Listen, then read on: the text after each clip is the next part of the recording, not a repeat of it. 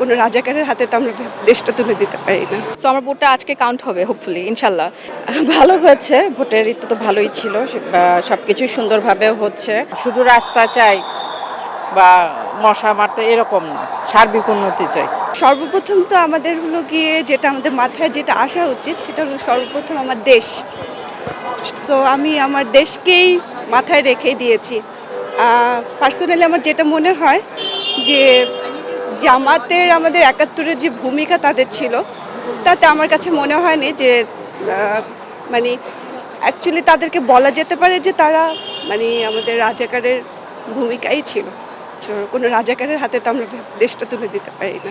অবশ্যই দেশের জন্য ভালো কিছু করা, দেশের যে আমাদের মিস গাইডগুলো আছে, দেশের জন্য সব কিছু সর্বোচ্চ দিয়ে দেশকে সামনে এগিয়ে নেওয়া। আমাদের সংবিধানে তো আমি যতটুকু জানি যে গণভোট বলে কিছু ছিল না, এবার প্রথম আসলো। তো যেটা আমার কাছে মনে হয়েছে ব্যক্তিগতভাবে যেটা দেওয়া হচ্ছে সেটাই দিয়েছি। মানে আমি আসলে বুঝাতে পারবো না আপনাকে যে আমার কি খুশি লাগছে। মানে আমি একলা আসছি এবং একলা আমি নিজেকে ভোট দিতে আসলাম, মানে নিজের এনআইডি দিয়ে নিজে গেলাম, সব কিছু করলাম। মানে এমন তো হয় না যে অন্য জায়গায় ক্লাবে বা হোয়াট এভার যেটাই ভোট দেওয়া হয় ওটা তো ছোট্ট একটা ব্যাপার, বাট নিজের দেশের জন্য যে ভোট দিচ্ছি সেটা তো অবশ্যই অনেক বড় ব্যাপার। প্রথমবার আমার ভোট অ্যাকচুয়ালি কাউন্ট হবে। আমি যখন 18 হই তখন তো আমি অবশ্যই এলিজিবল ভোট করার জন্য, বাট আমি নিজেকে প্রমিস করেছিলাম যে আমি একদিন ভোট করবো যেদিন আমার ভোটটা অ্যাকচুয়ালি গুনবে, মানে কাউন্ট হবে।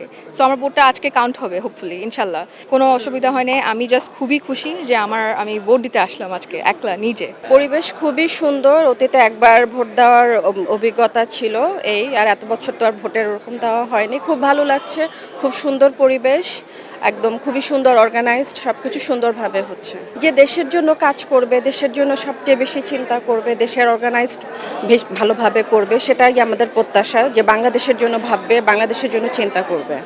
ভালো হয়েছে, ভোটের ঋতু তো ভালোই ছিল, সবকিছুই সুন্দরভাবে হচ্ছে। এটা একটা নতুন অভিজ্ঞতা, দেখা যাক এটার আউটকাম কি হয় পরবর্তীতে।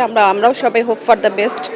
ঠিক আছে, শুধু রাস্তা চাই বা মশা মারতে এরকম না, সার্বিক উন্নতি চাই, কর্মসংস্থান, তারপরে খালি মহিলা না, সবারই, যুব সমাজের উন্নতি, মাদকের এই যে আমাদের দেশ চারদিকে যেইভাবে মাদক আসক্ত, এই ভবিষ্যৎ জাতি তো অন্ধকারের দিকে, এইটার থেকেও যাতে মুক্তি আসে।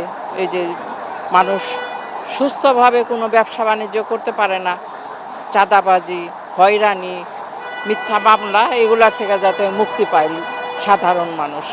খবরের কাগজ, নিখাত, নির্ভীক, নিরপেক্ষ।